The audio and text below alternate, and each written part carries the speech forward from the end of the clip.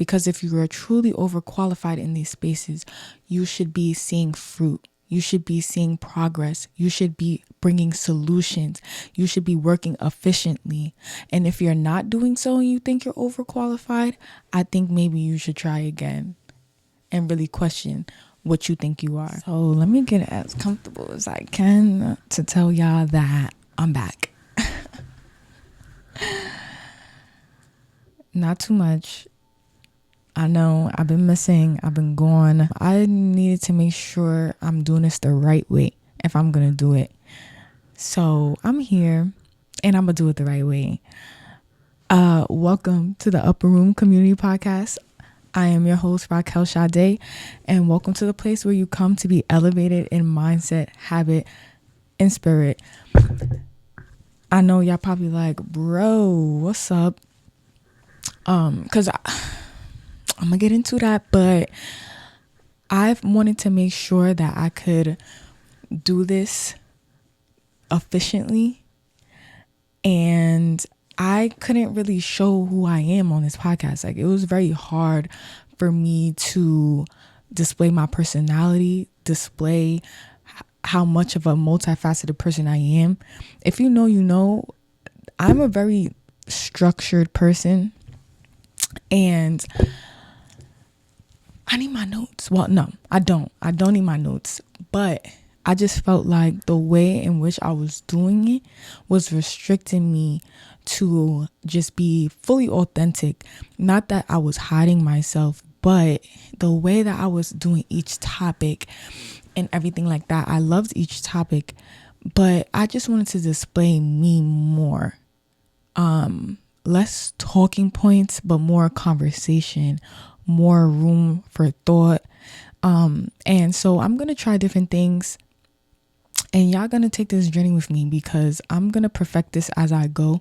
And that's just how life works. Like, we're never going to be able to just walk into something and it's going to be perfect. So y'all going to be on this journey with me, and I appreciate y'all joining for the ride because I'm here to stay. Yes, I'm here to stay this time. So let's get locked in. So yes, I still have my notes, and I'm going to use my notes, but I'm not going to be confined to my notes. And if I go on a tangent, I go on a tangent, and it is what it is. And that's just the purpose of a podcast, right? It's conversation. So today's episode, we're going to be talking about the antidote to distraction. I need it. I know other people need it. And this is something that's just been on my heart. And I think that it will definitely help whoever is coming here to listen to this episode, because clearly you clicked on it because you could benefit from it. I think, unless you're just supporting, which I love, but hopefully, even if you're just supporting, that you get something from this as well. So this is going to be a 3-part series. Don't hold me to it, meaning that it could be more, but it's definitely going to be at least 3 parts. I think it's only going to be 3 parts, so don't even worry about that. But today, part 1 is the focus on revelation. So the topic is the antidote to distraction. And one of those antidotes to distraction is revelation. And if everybody doesn't know what the word revelation truly means, because I know a lot of people hear the word revelation and think about Revelation is the last book of the Bible. But we're not going to be in Revelations. So the actual definition of revelation is the divine or supernatural disclosure to humans of something relating to human existence or the world.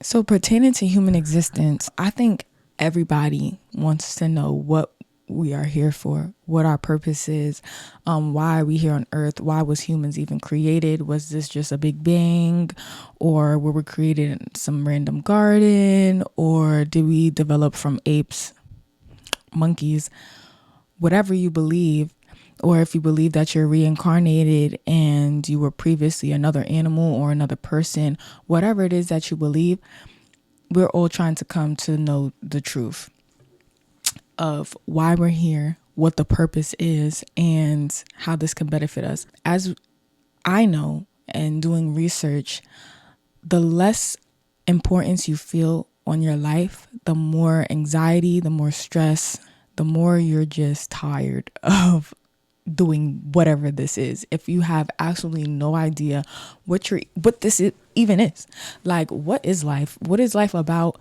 Why am I here? I think these are questions that people constantly have, especially when you're feeling like you're just going through life and you're just day by day, this mundane process all over again, and every single day is the same day. Then I could definitely understand why people question what I'm even here for. So that's the purpose of this topic of why revelation is so important, because if you don't have the true understanding of what your purpose here to do on earth, then you're going to be distracted from your actual purpose. You're going to be distracted from actually feeling some kind of importance or being fulfilled by knowing what that purpose is. And your day-to-day is just going to be mundane. You're going to be distracted by pretty much the unknown. And that's also what anxiety is. So many people are flooded with anxiety and worry.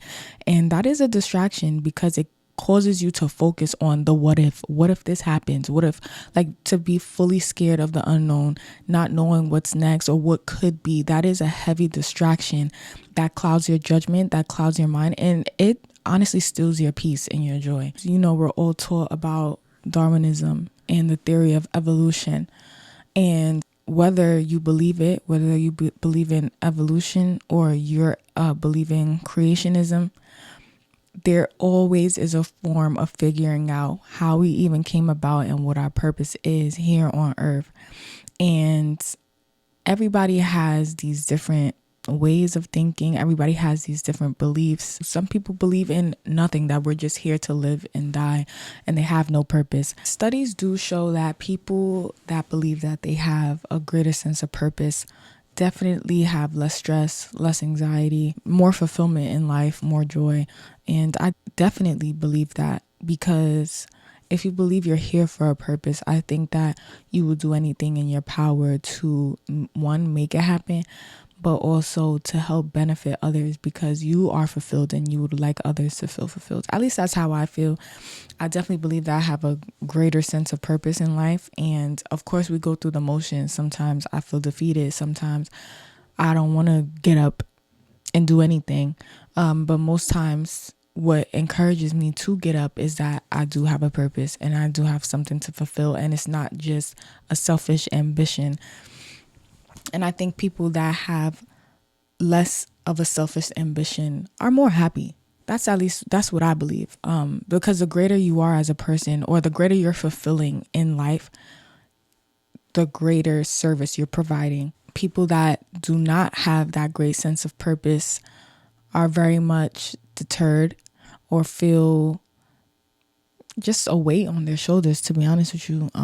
And I can know how the feeling, at least, of feeling like I'm not living out my purpose in this moment. And that feeling in and of itself can be very heavy. So I'm going to read Genesis 1 verses 26 through 28. And I think this is a portion that helps to sum up a purpose that we are here and why we're created, what we're here to accomplish, what we're here to do. So verse 26, it says, "Then God said, let us make man in our image, according to our likeness. Let them have dominion over the fish of the sea, over the birds of the air, and over the cattle, over all the earth, and over every creeping thing that creeps on the earth."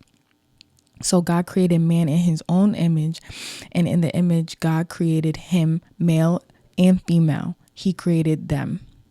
Then God blessed them, and God said to them, "Be fruitful, multiply, fill the earth and subdue it. Have dominion over the fish of the sea, over the birds of the air, and over every living thing that moves on the earth."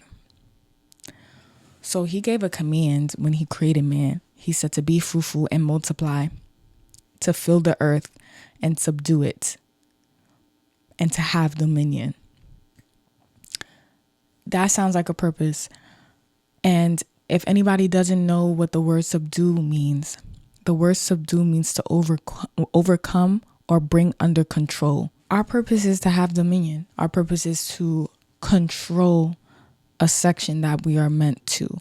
So he told man and women to be fruitful and to multiply. A lot of people just take be fruitful, multiply as have multiple kids, and yeah, just multiply on the earth. But it's multifaceted. It's much more than just having kids. But we are supposed to be fruitful in life. We're supposed to be producing. And this is how our world is able to function. This is how our economy is ran.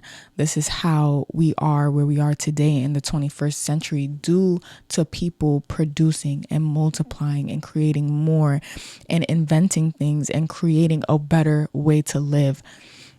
Granted, yes, there's definitely some cuckoo people out there. You know, we're not going to get into that in this episode. We're not going to talk about AI and all of that, but we can talk about the benefits of us being able to multiply and be fruitful. And so in our purpose, we need to be able to figure out, where is our area of dominion? Where are we called to control a thing? Where are we called to multiply and build at? And this is the first part of revelation, of just figuring out, what are we even here to do?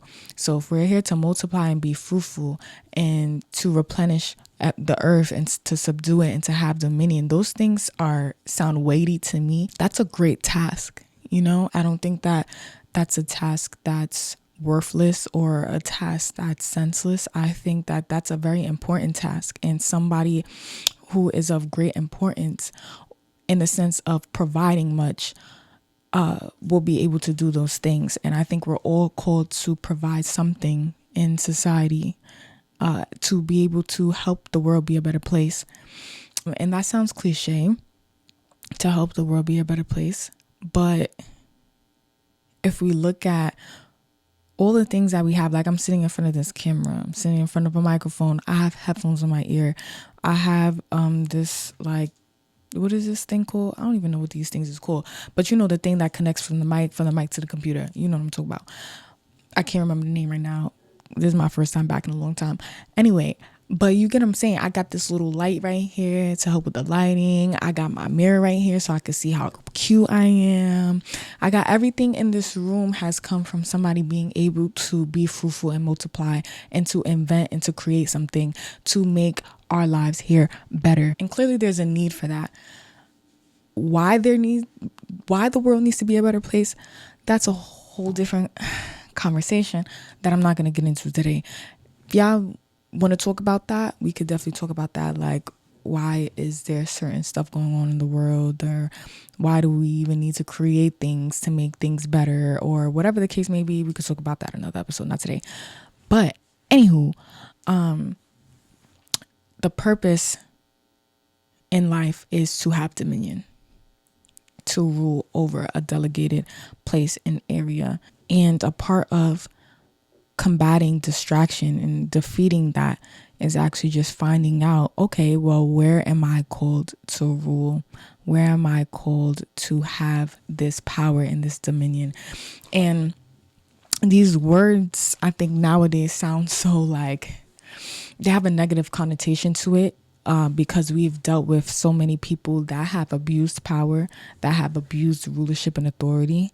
And I think it's hard for us to recognize that in the right hands, those can actually be great things, because in order to rule something, to be a ruler over something, you have to serve. You have to be a servant first. You don't just step into ruling in a sense of, oh, you do it as I say. It's not about dictatorship, but it's about being an effective servant, effectively serving the people. If you talk to a lot of successful businessmen and women, they will tell you to find a problem. What is a problem that sticks out to you like a sore thumb, and how can you provide a solution to that issue? That's how we have invention. That's how I have this microphone right now sitting in front of me, this camera right now to be able to record me. There was an issue, there was a problem, there was a deficit, and somebody noticed the deficit and they did what they could in order to create something to solve that issue. And off of that solution, things continued to evolve and grow. We never had digital cameras, obviously, way before I was born. There weren't even video cameras at a point. So things continue to develop and grow. And I don't think in life will ever run out. As long as we're here, we'll never be able to run out of problems. So that means there's always going to be a place for you. There's always going to be a place for you to solve. There's always going to be a place for you to serve. You just have to find where that place is. And just because that spot is already filled or taken doesn't mean it can't be improved upon. And that's the great power in being a human, being a creator, being something, a human that's able to innovate and be creative, that we're just able to make something better. Like, just because one thing is done doesn't mean that's it and there's nothing left to it. No, you can improve on top of that. And that's the great thing of being a human and having the intellect that we do to be able to make something better. Not knowing your place of dominion, or that place where you're called to rule or serve, can sometimes come across as laziness. Laziness is not the underlying issue. I don't think a lot of people are lazy. I just think a lot of people are scared, or that they just don't know. And I say that because a lot of times not understanding your purpose or having a fear behind going, because I feel like a lot of people have a hint of what their purpose is. I just don't think people take the time out to actively seek it. And that takes energy, that takes work, and that takes you having to actually defeat that fear that's holding you back. And I think a lot of people are not lazy, they're just fearful. I think that laziness is just masked with active avoidance. So I don't think that you're, technically lazy in the sense of you don't want to do anything. I think that sometimes you just don't know what to do. And that's me speaking from experience. For those who don't know, I am a real estate agent. And you start off not knowing what to do. Like, I took the test, I passed. So I knew something to pass the test. But what's on the test versus actually stepping out there and conducting business is two different things. And I've had deals, but I also had help along the way. And so when I felt like once my training wheels was taken off and my help was somewhat detached from me, I'm like crippled. Like, I didn't know what to do. And because I didn't know what to do, I just avoided it. I was just like, all right, I'll deal with that another time. Like, I wasn't lazy. I'm not a lazy person. I love what I do. I thoroughly enjoy doing and acting in real estate. But it was the fear of not knowing what to do that just kept me away. And I actively avoided doing real estate. And to the outside, that can definitely come across as, oh, you have no work ethic, you're lazy, you don't have what it takes to be successful. And I very much do have what it takes to be successful because I'm implementing it now. But at the time, and I knew that I had the work ethic because I worked very hard throughout my life, whether in school or even studying for the real estate test or whatever the case may be in my life. With whatever job I had, no one can tell me that I was a lazy employee. I always was great at what I did in any area. So to the outside world, it can look across as I'm being lazy, or I don't have the work ethic, or I don't have what it takes to be successful. But at the end of the day, what it really was is, truthfully, I'm just scared to step out and not know what I'm doing. It's like walking down the steps with your eyes closed. If you're walking down a step with your eyes closed, you're not gonna hop and skip down them steps. You're gonna take your sweet time. And to someone else, that can look like, dang, can you hurry up already? But no, like, I don't know what I'm doing. And so that was causing me to sit here and hold back and not really go full out. And I had to confront that. Did it happen overnight? No, but I took the active time to confront that. Same thing here with the podcast. It's like, I thoroughly enjoy doing this. I talk for a living, and I think I have a lot to share. I'm very much a conversationalist. I love conversation. I love intellect. I love what I love. I love politics. I love finances. I'm very much a geek for that area of my life. When I told others that, I was thinking of starting a podcast, first of all, people would tell me like, "Oh, you should do a podcast," like blah blah blah. And I realized, I'm like, nah, I definitely should do a podcast because I be having a lot to talk about, a lot to say in my mind. And I know a lot of people say that, but it's true. And I actively do love it. However, when sitting behind this camera, like having a conversation with another person is different. I'm here by myself. I don't have nobody here. As you can see, you listening to me and only me. And it's completely different from sitting down and having a conversation with somebody. And so I was just like, oh, this ain't really what I thought. And it's a little cringe. I'm still trying to get comfortable with it, truthfully, because I'm just like, how can I talk for a freaking hour and get through this and not sound like I'm not making sense? So I say that to say,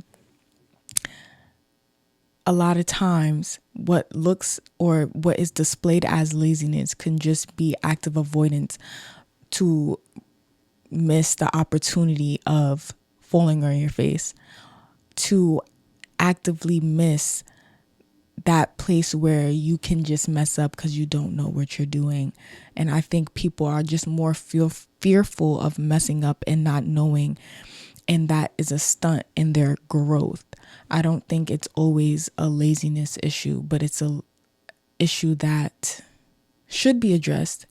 And once you acknowledge it and you move forward, I think the laziness would be put to death. You're not lazy. You're just actively avoiding for a very valid reason.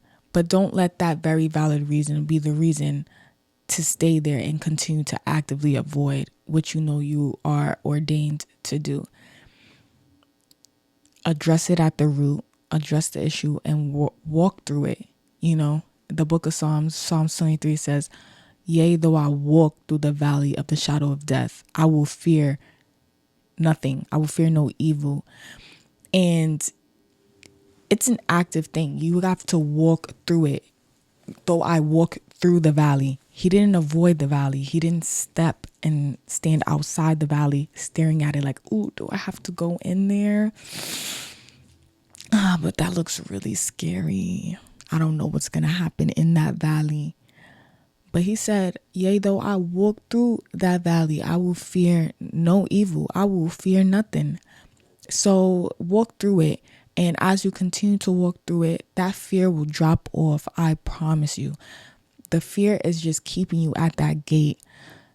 Eliminate the fear because it's a distraction.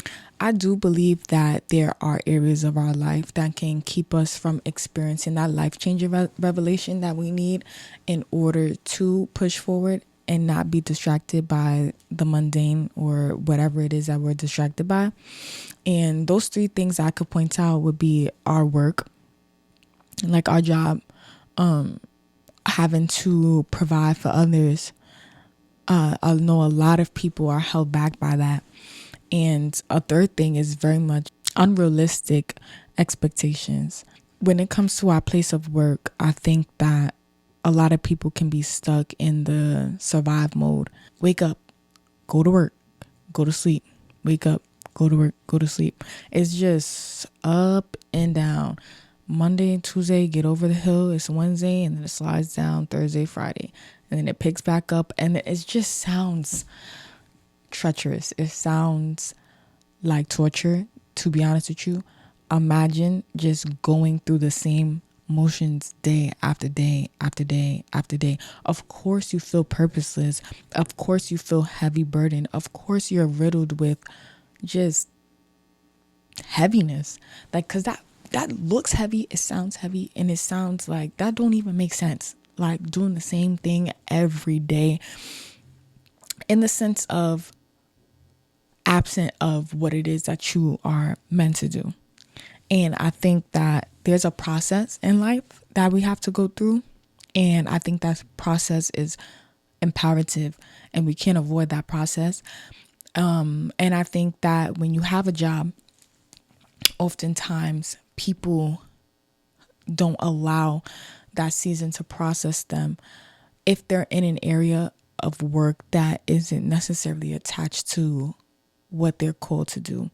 And I say that because if you know that you aren't called to do something in a certain area, but you're just wrapped up in that thing and you don't take the time out to discover what it is, I think that we can let that feeling of defeat or frustration or just being tired of doing something that brings no value and joy to your life can keep you from experiencing what can bring you joy and value to your life. It's easier said than done, of course, but I think that is the trap sometimes in working a 9 to 5.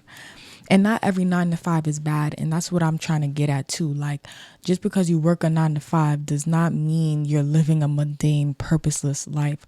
But what 9 to 5 are you working? Are you working the 9 to 5 that is attached to your calling or your purpose? That's a completely different thing. There are a lot of jobs that feel like just you're ruled by taskmasters and your life is being ruled by this like vicious boss or this micromanager or these nagging people that you don't even really care about, and going through that every day. By the time you get home, you don't want to do nothing. And that's a feeling that we have to put aside for a season, to be honest with you. Before I had got my real estate license, I was a reentry specialist, like reentry case manager basically. And it somewhat circles, it does what I'm purposed to do, my area of dominion and rulership, but it wasn't the area, that wasn't what I was called to do. However, I enjoyed it until I didn't. And once I stopped enjoying it, I had to realize, like, I'm here for a reason and I need to be focused on that reason. And the reason why I was there is because what I do want to do in life is the company that I worked for. And, well, they did sort of what I wanted to do. And I knew I was there to learn. I was there to learn. It was my training ground. I was there to learn what not to do. I think in life, a lot of us can learn from what not to do more than we can learn from what to do. There's a lot we can learn in life by watching the mistakes of other people. And I think that's perfect because you can see the mistakes head on and completely avoid those mistakes. Had you been in an environment that was completely perfect and polished, you wouldn't really know what to avoid 100%. But if you're sitting in an environment that is completely like just disrupted or ineffective or whatever the case may be, you'll know in my future, I can't do this. I can't operate this way in order to be successful. Like the way y'all operating, I'm not really with it. So it's like I knew I was there to learn what not to do. And I learned a lot from that. Throughout the stress, throughout the moments that I didn't want to do it no more and I was tired, I had to keep reminding myself that I'm in training right now. I'm in a session, I'm in class, and I'm learning. And once I trained myself to think that way, the weight was not as heavy anymore. And then I got up out of there. We can't let those heavy feelings keep us from figuring out our purpose, from figuring out how we can benefit our lives and leave this vicious cycle. We're not meant to be in that vicious cycle, but you have to have the energy to break out of it. It takes a fortified mind, truthfully. Like your mind needs to be fortified at all times. It really truly takes discipline to tell yourself, nope, I'm not going to get distracted with this thought. I'm not going to get distracted with this feeling. I'm going to push forward because I need to come to the full revelation and the full knowledge of what I'm purposed here to do. So I'm not going to let the tiredness keep me from fulfilling that, because if I don't ever fulfill it, I'm going to be in the same place and I'm going to be stuck in this vicious cycle, and nobody wants to do that. And I think so many people get caught up in that, in the comfortability, because to be honest with you, it's easy when you fall into heaviness, when you fall into depression, when you fall into sadness, when you fall into the woe is me thought process. It's easy to stay in there. It takes work to get out of it. And because people are mentally drained or mentally tired, they don't even want to put in the work to get out of that thought process and that mindset. Speaking from experience, because it can be easy to sit in those feelings and not want to get out of it, because it takes a lot of work. It definitely does. But we gotta do what we gotta do. Like, do you want to stay in that vicious cycle, or you want to take the work to get out? It's your choice, ultimately. Like, I've been having this conversation. I had this conversation a couple times, and I wound up seeing a clip of Gilly on the Shannon Sharp podcast, and he was talking about the difference between Black people and white people, and people, that look like us, minorities. He was saying, like, and this is so true, because again, I was having a conversation before I even saw the clip, but with white people, and obviously it's not all white people, just get the point that I'm trying to say here. A lot of white people, they have things in place for their family. They have things set for their family, so that as a mother and a father, they are able to provide in a way that creates a comfortable and a ecosystem that their child is able to thrive in. And they have a launching pad, an effective launching pad that helps them to succeed. Versus Black people, and it's not all Black people, just like it's not all white people, and minorities, we don't have the same ecosystem. We don't have the same setup. We don't have the same environment for success, because we have to carry others with us. Whether that's helping your parents pay the bills, whether that's helping your family pay the bills, whether that's having to provide in your household, whether that's helping to bring up others because you have to support others. There's other people that you need to support, whether that's you having to work to provide for your family because you are a nucleus for your family, or you're a huge support for them. A lot of times there's people that don't have to deal with those issues. And I think that when you have, quote unquote, the weight of the world on your shoulders, and you have to focus on how can I be a provider for my house or for my family, a lot of times that can distract you from your own singular purpose. Because I believe in my heart of hearts that our purpose in life is not just for our nucleus. It's not just for our family alone, but it's for a greater purpose, a greater good outside of just your family. And I think that sometimes we just have to prioritize self. And even in prioritizing self, that can be uncomfortable, because that means you might have to sleep less. That means you might cannot be there as much as you'd like to be there.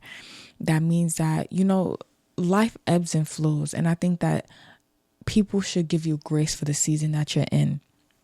So if you're in a season that you're not able to be home all the time because you're figuring life out and you're achieving that purpose, or practicing the steps to achieve that purpose, I think that space should be provided. Sometimes we're going to have to, what they say, tighten your belt. Like, you really got to structure up, and it's going to be uncomfortable.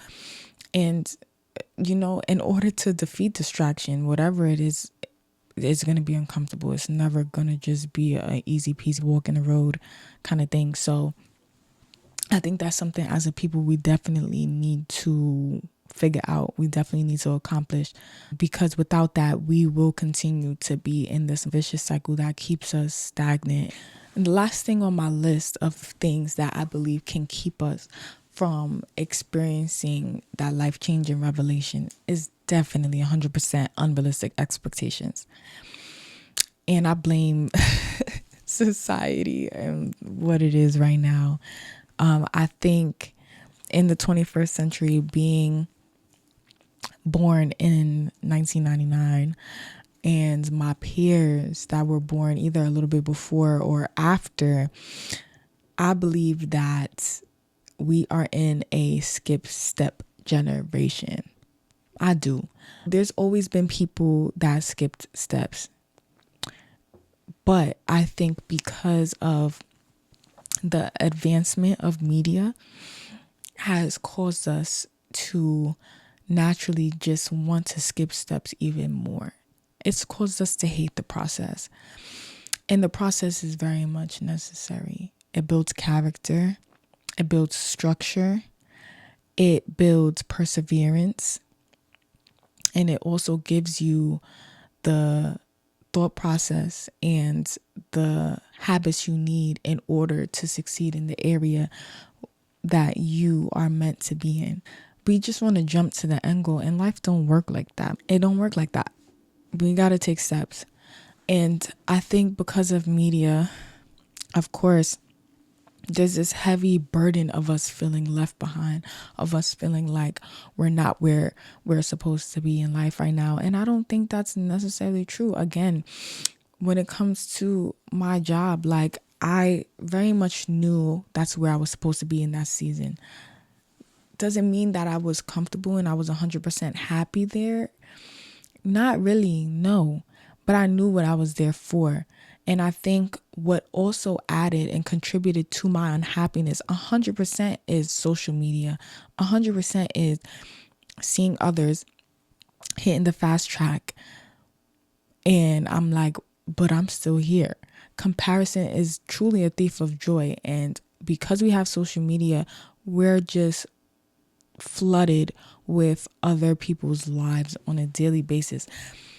And that is not a healthy thing. I don't think it's healthy. I don't think anybody thinks it's healthy. And if we could all agree and say it's not healthy, but we still subject ourselves to it. And it's crazy to me, but that's because they created social media to be addictive, and it's working. It's doing what it's supposed to do. It's a business and it's running effectively. That's neither here nor there. In this day and age, everybody expects things to be grand.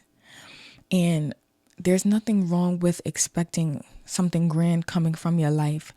But the issue is the word grand's relative. I think that nowadays having ownership of a store, or a store meaning like a corner store or a locksmith store or something like that, that doesn't sound so grand anymore. Being an electrician, doing home inspections doesn't sound so grand anymore. There's certain women that say they don't want to do that, works a 9 to 5. That's not every woman. Again, social media shows you certain women because that's the purpose of how social media operates. Whatever is viral is something crazy, or whatever the case may be. But you get the point. Like, these things don't sound so great anymore. And these are the very jobs and the very things that are needed for our communities to thrive. If y'all know about Booker T. Washington, he was more so for, men should have trade, and Black people should focus on working trade jobs. And I see his perspective, and I get it, and I understand why he said what he said. But it's true in the sense that these jobs that don't sound so grand anymore are the exact jobs that are needed for our communities to thrive, in order for having employment in our communities, and in order for people to have ownership. HVAC, electricians, all of these different things are providing so much more money now because people don't want to work these jobs. All I'm really trying to get at is there's so much more, and there can be so much more fulfillment and purpose and benefits that come from things that don't seem so grand. When we first get ideas, when we first get inspiration, that one itch that we can't scratch about a certain area of our lives that we can see ourselves going towards, it doesn't always have to start grand. It doesn't always have to be grand in what society deems grand. What seems so grand in the world standards cannot impact the community, the people, the environment, that something that seems less grand can actually reach in effect. There's a lot of things in life that don't seem so spectacular, but it's needed. And as long as it's needed, that means there's something that could be cultivated there. There's lives that can be changed in that area, in whatever which way that means to you. I think that entertainment in all the different sectors of it has really crippled us as a people. And we can see that right now, like when it comes to social media. According to Goldman Sachs, there are about 50 million worldwide creators that are getting paid. Social media creators. 50 million. 13% of those creators make 100,000 or more. 48% make less than 15,000 a year. You can't live off of 15,000 a year. That's a great side hustle. And maybe you are called to do that side hustle to reach an audience. But all I'm saying is not everybody can be a content creator. I'm here, I'm doing my podcast for a different reason, not for financial freedom, but not everybody can be a content creator. Truth be told, I'd rather not. If you can't tell, I'd rather not do anything with social media. But a call is a call, and I got to do what I got to do. And I'm surrendering to that call. However, not everybody can be a content creator. Not everybody can be a streamer. Not everybody can be Kai Cenat. And I'm not saying it's not possible for these people, but all I'm saying is there's so much more to life than streaming, than YouTubing, than being an Instagram model or things of that nature. There's much more to life than the entertainment sector. So much more. And I think that we would really benefit as a generation and benefit as a people if we come to the realization that it's okay to not be in the limelight. It's okay to not be a star. It's okay to not be a ball player. It's okay to be a professional. It's okay to be a blue collar worker and have success and employ other people in your community and bring financial freedom to your family and be able to supply to others that have needs. It's okay to do that, working a blue collar job or owning a blue collar business or owning a locksmith company, whatever it is for you. Like, there's so much more to it. And I can continue on and on and continue to try to emphasize that. But I think it's important for us to truly recognize how important it is to just look outside of the box in terms of what society deems as grand or big or successful. If we could really learn to stick through these trials and stick through these places and these spaces that we're in, that we may be working an entry-level job. We may feel like we're overqualified for the position we're in. We may feel like, oh, we should hop from one job to the next. Get your bag, do what you're supposed to do. But instead of being impulsive, be quick to recognize the areas in which you are called to sit in order to be cultivated, in order to grow, in order to learn, in order to develop. Because not every place that you're called to serve at is going to be a grand place. And the better you are to serve in a place that does not seem so grand, the better you will be off in an area that seems way far out of your reach. When you can perfectly handle and perfectly steward an area that does not seem big, you can do so much better in the bigger spaces. It's all about what you do when no one is looking. It's all about what you do on that $30,000 salary. It's all about what you do on that $50,000 salary. It's all about how you show up in those spaces. It's all about how your character is, how your heart is, how your position is when you're in these spaces that you feel like you're overqualified for. Because how a person treats a position in their life that they deem unworthy shows the true heart of an individual. The best thing that we can do is see those things that rise up in our hearts when we're in these spaces that we do not want to be in.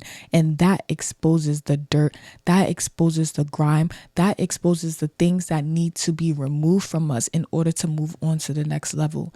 And so in these spaces, I think it's so important to seek that revelation. It's important to observe, to be highly observant. Revelation will come in these areas that you don't want to be in. Revelation will come in these areas where you feel like you are 100% overqualified for. And you might be, but the best way to test your character is to see how you handle these spaces and these places where you feel like you are overqualified. Because if you are truly overqualified in these spaces, you should be seeing fruit. You should be seeing progress. You should be bringing solutions. You should be working efficiently. And if you're not doing so and you think you're overqualified, I think maybe you should try again and really question what you think you are. The most revelation, in my opinion, comes from the places that are categorized as the struggle places. The most revelation to me comes from the places when you're in the valley, when you're dry, when you literally are on your last leg. That's where the greatest revelations come from. And I think that if as a generation, if we could learn to value these places so much more, I think we would be better off as a people.